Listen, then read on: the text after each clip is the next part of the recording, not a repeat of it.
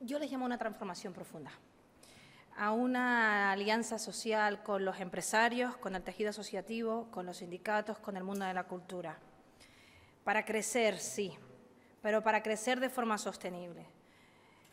Y lo digo porque es verdad que podemos hacer los planes de empleo que hablaba Carolina, pero tengo la sensación de que esto tenemos que ir más allá de la época de bonanza económica. Es decir, que cuando crecíamos, y crecíamos mucho, el paro en Canarias seguía estando a la cabeza de toda España. Y esto es lo que tenemos que cambiar. Tenemos que crear unas bases sólidas de progreso, con los instrumentos fiscales que tenemos, que son muchos y muy potentes, pero que no tienen que estar al servicio de la especulación, como ha venido siendo hasta ahora, sino del valor añadido, de la formación. Crecer, pero basada en la fortaleza de los trabajadores y trabajadoras, basada en su formación, en el capital humano, pero también en la innovación. Utilizar la innovación, el talento, como fuente de riqueza. Producir más, pero producir mejor, producir repartiendo. Miren, sé que el turismo lidera y que hemos resistido de forma sólida en base al turismo. Pero hay otros sectores que también tienen que liderar y que tenemos las condiciones adecuadas para que lideremos con otros sectores. Por ejemplo, el de las energías renovables, lo apuntaban antes, lo han apuntado mis dos compañeros. Tenemos que ser líderes en las energías renovables, pero miren, ahora sí, como lo vamos a empezar a desarrollar, porque hasta ahora se ha hecho de aquella manera, esto no puede ser otro factor de especulación. Esa riqueza que genere tiene que repartirse y lo vamos a empezar a construir, ya lo podemos ir profundizando más adelante en el programa electoral que pretendo hacer con Carolina y con Gustavo cuando gane las primarias. Lo tendremos que hacer entre todos y apuntar la manera, pero les apunto la idea. Hacerlo de manera que la riqueza se reparta y no sea un factor nuevo de especulación y de enriquecimiento de unos cuantos. Empoderar a los nuevos sectores. Aquí se han tomado instrumentos y se han fortalecido y se han tomado decisiones que iban para el sector maduro de la economía canaria. Y se ha apoyado poco a los nuevos sectores, a los nuevos emprendedores. Y para hablar de soluciones de fondos, más allá de una declaración de principio, tiene que hacerse una transformación profunda, que no va desde luego 4 años. Yo no pretendo hacer todo en 4 años, pero hombre, alguna vez tendremos que empezar a dar un primer pasito. Y apuntaba antes el de las energías renovables, pero también el de plataforma software o una plataforma en telecomunicaciones. Desde luego yo no voy a proponer medidas inocuas que se puedan pactar ya con los que luchamos para quitar las desigualdades sociales.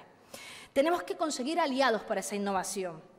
Para ese crecimiento, cualquiera que quiera emprender nos va a tener de su lado, con la misma fortaleza que vamos a defender y combatir las desigualdades sociales. Miren, hay otras cosas que debemos hacer. Saldremos de la crisis. No dejaremos a nadie en el camino al salir de esta crisis, pero vendrán otras crisis y otros querrán utilizar la crisis para implantar su modelo económico. Yo propongo que en el Estatuto de Autonomía se ponga un mínimo de inversión en sanidad, en educación y en asuntos sociales. Proteger y blindar nuestro modelo de protección social. Propongo además modificar la PCI. Lo saben los concejales que hoy me acompañan, lo saben. No solo es que tarde en cobrarse 8 meses, 10 meses, 12 meses, sino que cuando estamos en el 4º mes no hay presupuesto para seguir pagando a esas personas que son tan vulnerables. De manera que yo en principio y aquí y ahora no quiero una renta básica, lo siento, porque quiero hacer propuestas creíbles y reales. Y yo lo que propongo es modificar la PCI para que no haya ningún hogar sin ingresos en Canarias. Y luego podremos ir completando y podremos ir caminando, pero estamos haciendo el programa de ahora, de esta legislatura, y les propongo eso, modificar la PCI para hacerla más ágil, para tener los recursos suficientes. Hay cálculos, los he leído, cálculos económicos de expertos que hacen que esto sea viable para que no haya ningún hogar en Canarias sin ningún ingreso.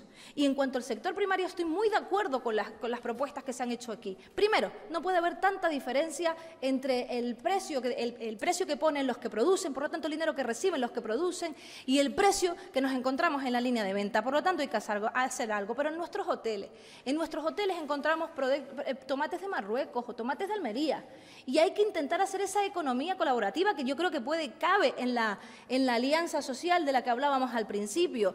Pero fíjense ustedes que, por ejemplo, para la polinización de tomates nos traemos unos abejorros de culo blanco que estaban aquí de toda la vida y nos los traemos de Israel. Es decir, que hay que apostar por la investigación, el desarrollo y la innovación, porque aquí hay muchísimo que ofrecer.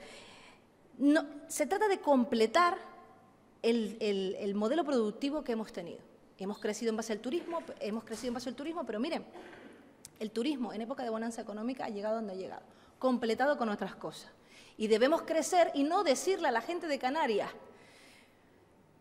En Canarias un sueldo de 1.000 euros siempre fue un buen sueldo. Y yo escucho en la península decir, una vez tras otra, que antes quien tenía 1.000 euros era pues una cosa mala y que ahora 1.000 euros es un privilegio. No, señor, en Canarias un sueldo de 1.000 euros siempre fue un buen sueldo, de manera que debemos apostar por otros sectores, por el valor añadido y para que la gente de Canarias no les demos como alternativa única o cobrar 850 euros, 1.000 euros o 1.200. Apostar por el valor añadido y por otros sectores que se está haciendo en zonas que tienen menos recursos que nosotros. Y insisto, termino ya. Insisto, lo que antes nos colocaba en condiciones desfavorables, ahora es una oportunidad que Canarias debe aprovechar.